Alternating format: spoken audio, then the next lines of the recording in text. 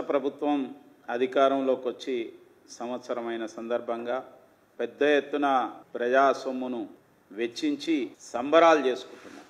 ముఖ్యంగా రైతు ఉత్సవాలు మహబూబ్ నగర్లో రేపు పెద్ద ఎత్తున ఒక బహిరంగ సభ కూడా పెడుతున్నామని చెప్పి ప్రభుత్వం ప్రకటించింది. ప్రజల డబ్బుతోని ప్రభుత్వ డబ్బుతోని వాళ్ళ పార్టీ ప్రచారం చేసుకునే ఒక ప్రయత్నం చేస్తున్నారు. రైతు విజయోత్సవాల బదులు రైతు అబద్ధాల ఉత్సవాలను నిర్వహిస్తే బాగుంటుందేమో అనిపిస్తున్నది. ఎందుకనంటే మీరు చెప్పిన వాటిల్లో ఒక్కదాన్నైనా కనీసం పూర్తిగా నిర్వర్తించినా అని చెప్పి వాళ్ళ బీజేపీ ప్రశ్నిస్తున్నది.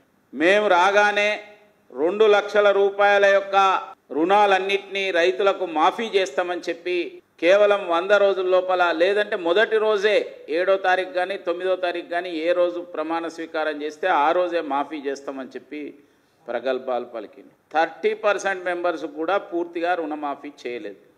64 లక్షల మంది రైతులు రుణాలు తీసుకుంటే 22 లక్షల మందికి చేసినామని చెప్తున్నారు. అది కూడా పూర్తిగా క్లారిటీ లేదు.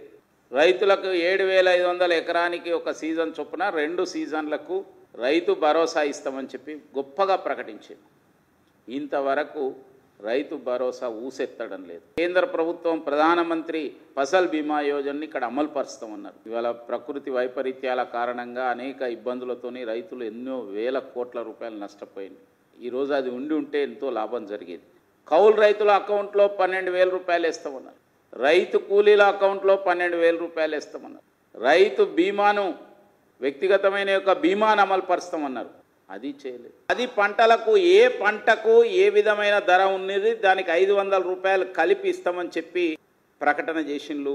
ఆ మేనిఫెస్టోలో వాగ్దానం చేసింది. వరి ధాన్యానికి 500 ఇస్తామన్నారు. కానీ ఈరోజు కేవలం సన్నధాన్యం అని చెప్పి దానికి ఇంతవరకు అనేక మంది రైతులకు ఇంతవరకు అందలే.